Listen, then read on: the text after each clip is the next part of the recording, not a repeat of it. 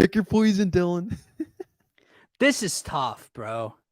Some bad ones, dude. As a coach himself, like just on the field, thinking like just from game to game, Gabe's worse. But as like Chip tried to take over as GM, Chip traded Shady for Kiko.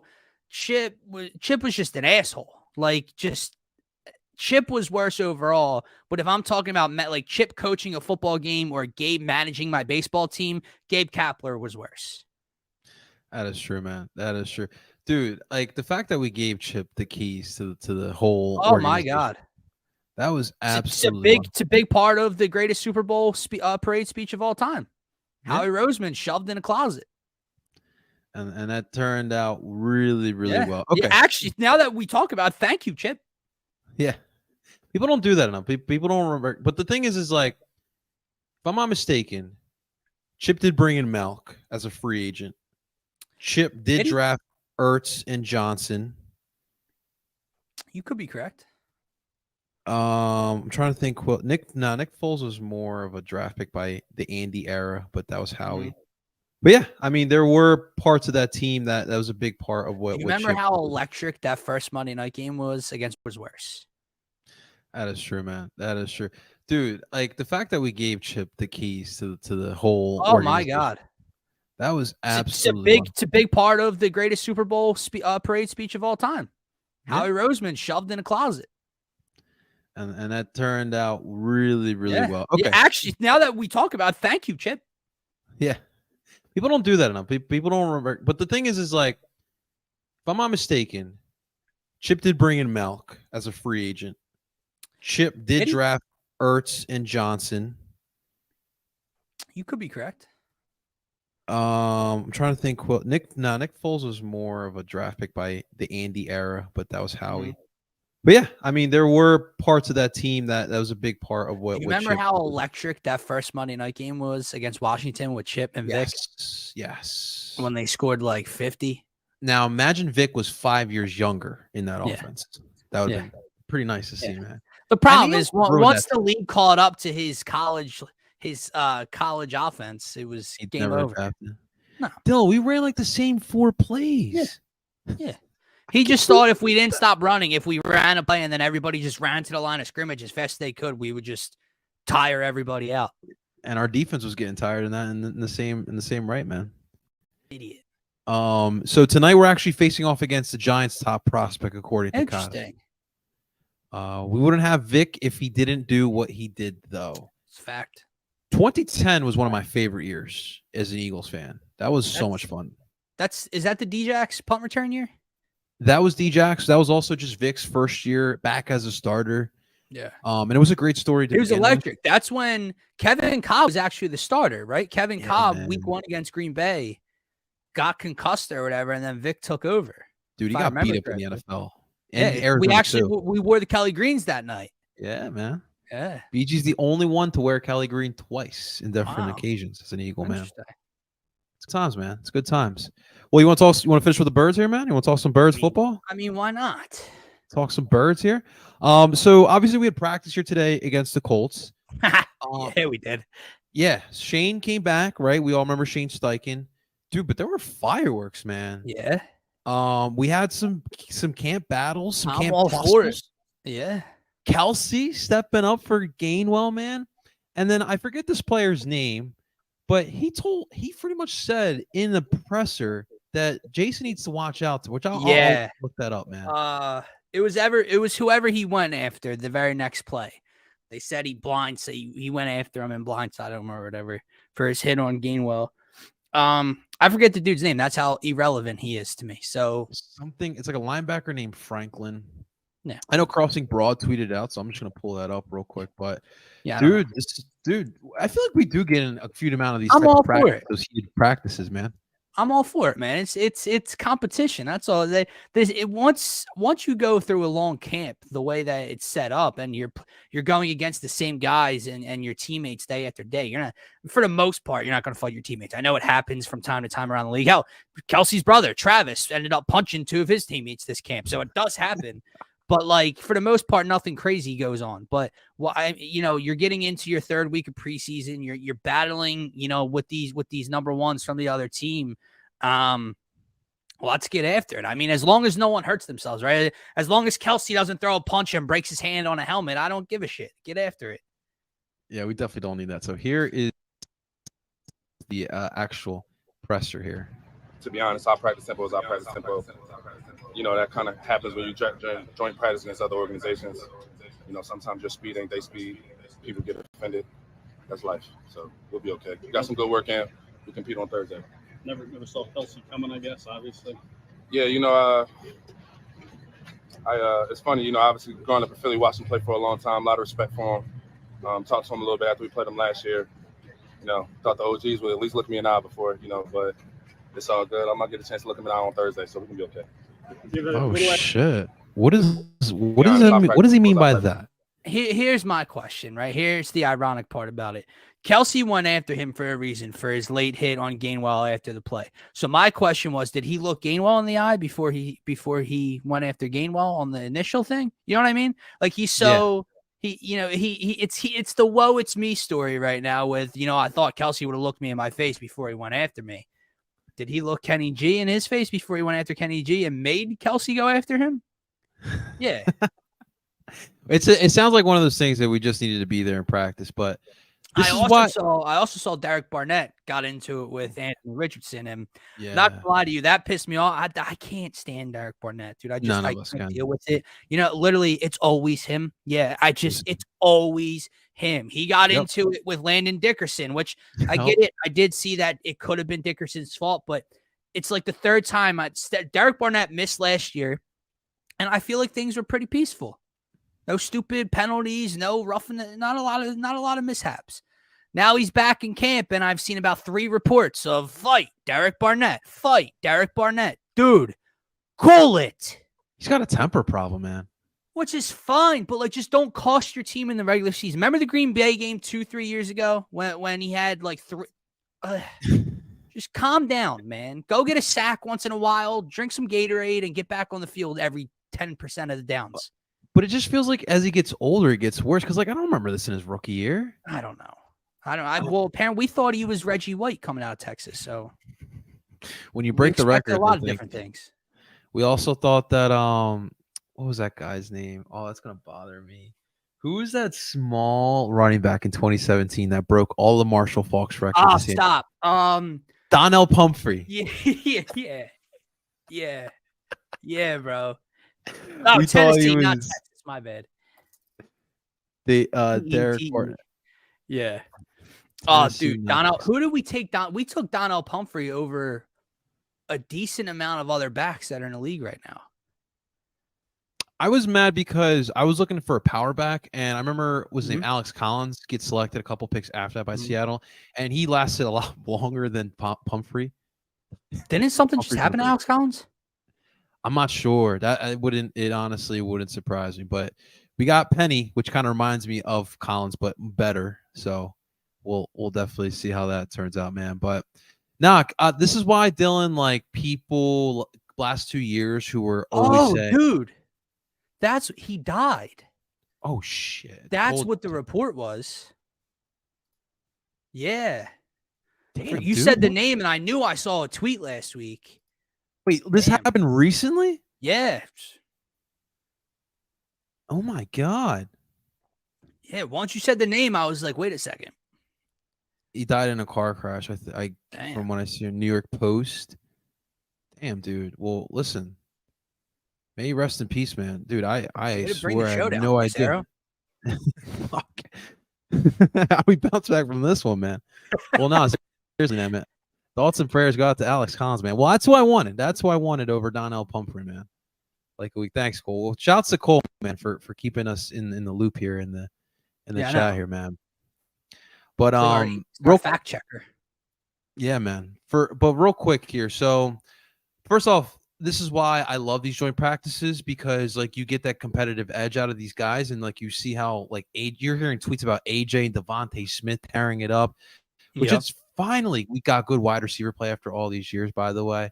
But this is why I prefer these joint practices. Like preseason, that's for the guys trying to make the They're squad. better than That's Well, why I agree. prefer.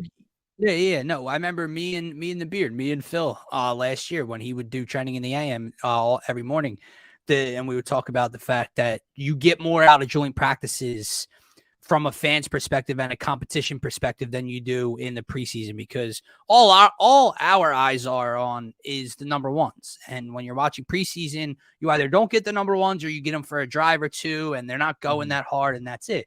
And these joint practices, it's a lot of what you saw with the videos and the highlights of AJ and Devontae today. It's your QB1, line up one-on-one outside, run a route, and that's that. Like there's no so it's kind of laid back, but it's a lot of one-on-one competition from the ones. Yeah. And that's what you kind of see how they match up. I mean, AJ toasted Kenny Moore a couple times today, and it was like, all right, well, you're talking about one of the, top 10, top 15 corners in the league. So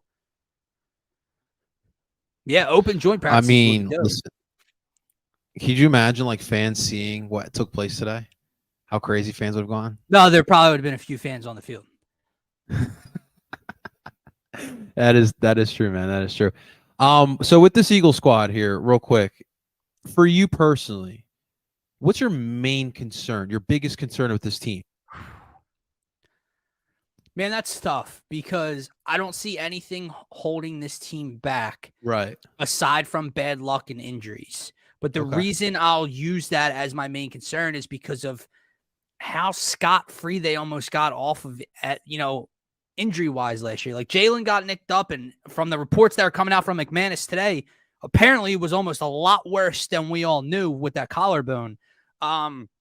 But he only missed 2 games, came back for the playoffs. Goddard missed some time, was back for the playoffs. CJ Gardner-Johnson missed some time, but was back.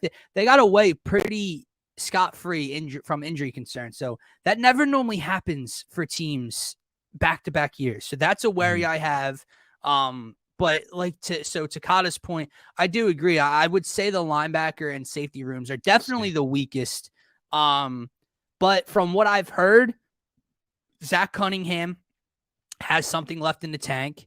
You put that next to Nakobe Dean, who we haven't heard a ton of positives about ever since the first day or two of camp, but he's got that excitement factor, like where all eyes are on board to see how Nakobe Dean looks as first year as a starter. I'm not sold on Reed Blankenship, but I told Scotty yesterday I'm willing to take off my doubters cap because evidently he's locked up a starting job since day 2 of camp. So there's clearly something there that I don't know about. So I'll have to just give him the benefit of the doubt. I love Sidney Brown. I think he has a role on this team in the safety room. So they're definitely the weakest 2 rooms in the roster, but I think there's some promise there. But yeah, I would definitely say injuries, dude. Yeah, man. I think I'm going with the linebackers. Nakobe Dean has spent some time on the injury report as well. Hasn't really, like you said, stood out in general. Zach Cunningham's really been the main one that's kind of stood out. We just had Miles Jack retire. He just said, I'm good, going to trade school. And that was really it. Crazy. But yeah, it's a freaking wild story. But I think with the linebacker position, which isn't like, we don't rely a lot on linebackers. I mean, who really does in 2023? But I mean, TJ Edwards, I feel like his play last year was extremely underrated. And then just his ascendance was pretty impressive as well. Being a guy who was just pretty much a run stopper as a linebacker to being an overall solid linebacker, got paid this offseason. So trying to replace that, Kaiser White wasn't too hard for replacing, but I'm not feeling too comfortable with what we have right now at the linebacker position. So that's, for me personally, what I would be concerned with. Kata's a little worried about the wide receiver depth too. Yeah, I mean, we haven't seen too much out of Olamide Zaccheaus. He did get banged up in the last preseason game and didn't come back for concern reasons, but he was viable in Atlanta. Quez obviously has his hands issues at times, but everyone loves a good comeback story, right? Let me ask you this. I don't know how much more time you have left for the show, but yeah, go ahead, I was thinking about this morning, and I'm going to do a segment with it maybe tomorrow or Friday with Scotty. The Eagles obviously got to the mountaintop last year. Right. They weren't able to get over the hump. Guys have departed. They've drafted well. Guys have come back in, yada, yada. I know my answer. I'm curious to hear yours. The Eagles will win the Super Bowl if the Eagles will win the Super Bowl if the defense does just enough. Because this offense is going to take another step. And I think for most part, the consensus in the cities that our concern isn't really on the offense, but is this defense good enough? I think the pass rush is good enough, but the back seven is really what does concern me, right? And, you know, dude, TJ Gardner-Johnson, that was a lot of interceptions. I just talked about TJ Edwards as well. So you are missing some players that were pretty big last year. Health is definitely a big part. But I think personally, it's having that defense keep up in some of those big games. And there were some big plays that defense made down the stretch as well, man.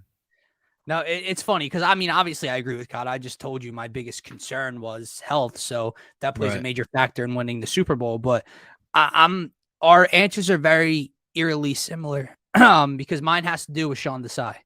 I think I like him right so far. And what Sean Desai can get out of this defense that Gannon couldn't. That's the difference maker to me, because I agree with your answer 100%.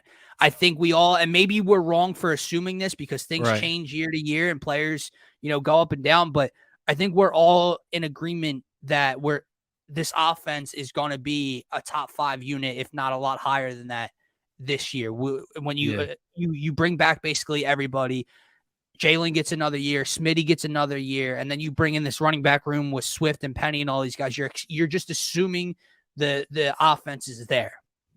The defense, we know, with the sack totals and the turnover rates and everything like that was great last year, but they just didn't have that it factor against the potent offenses, against the Patrick Mahomes of the world.